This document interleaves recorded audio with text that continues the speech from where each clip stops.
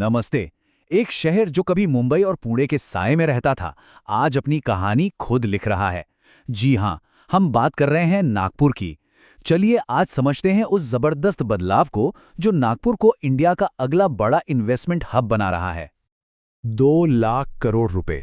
जरा सोचिए, ये कोई छोटी मोटी रकम नहीं है। मतलब इतनी बड़ी रकम से तो देश के कई बड़े शहरों की पूरी सूरत बदल सकती है। और ये सारा का सारा पैसा, ये सारा इन्वेस्टमेंट आ रहा है नागपुर में। यहीं से अंदाजा लगता है कि इस शहर की ग्रोथ स्टोरी कितनी बड़ी होने वाली है। तो सवाल ये उठता है कि भाई ऐसा क्या है नागपुर में? आखिर क्यों दुनिया भर के इन्वेस्टर्स अपना पैसा यहां लगा रहे हैं? चलिए मिलकर इसका जवाब ढूंढते हैं। समझते हैं उन वजहों को जिन्होंने नागपुर को एक हॉटस्पॉट बना दिया है। तो सबसे पहली और सबसे बड़ी वजह, वो चीज जो हमेशा से नागपुर की सबसे बड़ी ताकत रही है, और वो है इसकी लोकेशन। और देखेंगे कि कैसे एक स्मार्ट स्ट्रैटेजी ने इस नेचुरल एडवांटेज को कई गुना बढ़ा दिया है। देखिए, नागपुर को यूं ही नहीं हार्ट ऑफ इंडिया कहते हैं। ये लिटरली भारत का ज्योग्राफिकल सेंटर है। मतलब देश के दो बड़े नेशनल हाईवेज 44 और 53 यहीं पर मिलते हैं। और तो और एशिया का इकलौता रेलवे डायमंड क्रॉसिंग भी यहीं है। अब जब कोई शहर इतना सेंट्रल हो तो जाहिर है देश के किसी भी कोने तक सामान पहुंचाना यहां से बहुत तेज और आसान हो जाता है।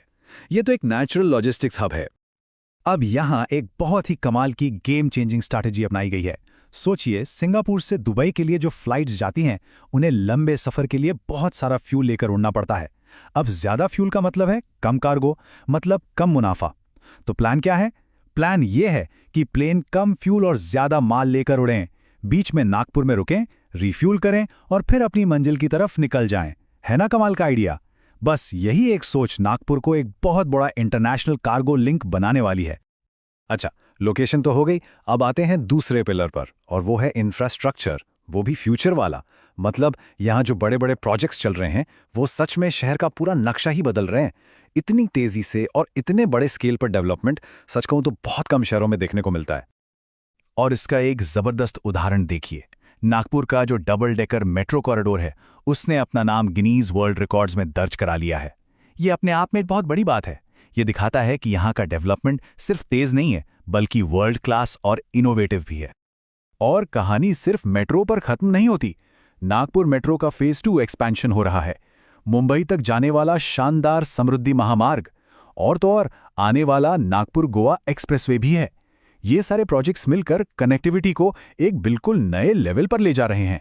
सोचिए, इससे न सिर्फ बिजनेस बढ़ेगा, बल्कि ट्रैवल टाइम भी कितना कम हो जाएगा।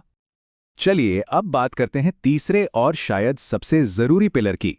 ये जो नया इंफ्रास्ट्रक्चर बन रहा है, ये सिर्फ सड़कें और पुल नहीं हैं। ये ग्रोथ के नए इंजन तैयार कर रहा है।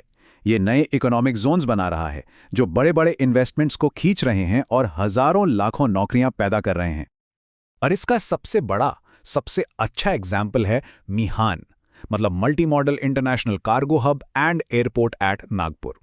इसे बनाया तो गया था एक लॉजिस्टिक्स हब के तौर पर, लेकिन आज ये एक बहुत बड़ा एम्प्लॉयमेंट सेंटर बन गया है।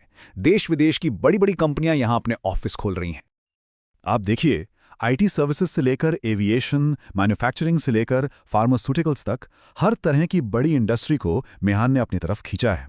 और देखिए, सीधी सी बात है, इन्वेस्टर्स पैसा वहीं लगाते हैं जहां उन्हें ग्रोथ और फ्यूचर दिखाई देता है, और मिहान में उन्हें ये दोनों चीजें साफ साफ नजर आ रही हैं।